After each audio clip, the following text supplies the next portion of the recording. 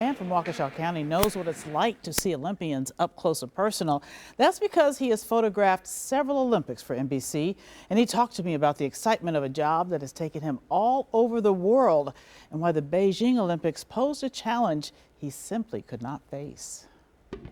This is some of the monitors they have, and then they've got their headsets. John Weinsheim has been a cameraman for 34 years. He loves the thrill of photographing sports. Here he is getting ready for a game at Loyola Marymount. This is tack. This is just glass.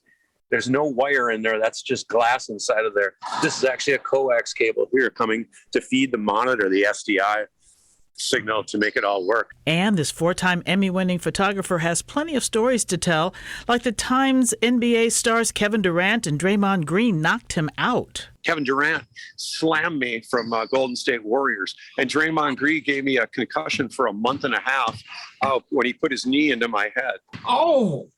So your job is dangerous. Weinsheim has worked 4 Olympics. He lives in the LA area but got a start in Milwaukee. Here he is working with legendary singer Tony Bennett and posing with actress Charlize Theron and basketball superstar LeBron James.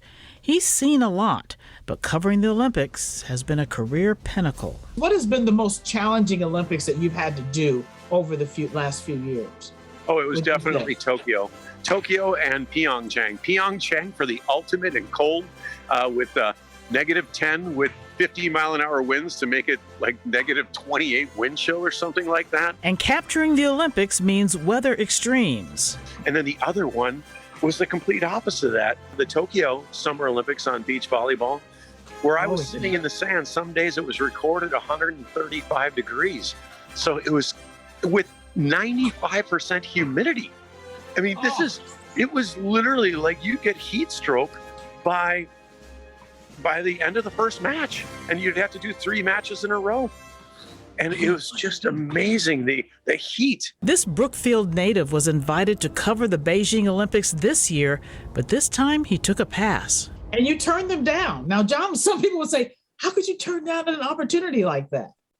I'll tell you, it was I just couldn't see sitting in a hotel room for 2 weeks doing a quarantine without being able to go outside or even talk to other people or anything. What I was told is that you had to quarantine in a hotel for the 2 weeks that you'd have to be there before you could even step outside and go to your event. And I just didn't think I could pull that off. After working for decades in the business, Weinsheim can pretty much pick and choose his assignments. In fact, he's already been nabbed for another plum job, the Super Bowl.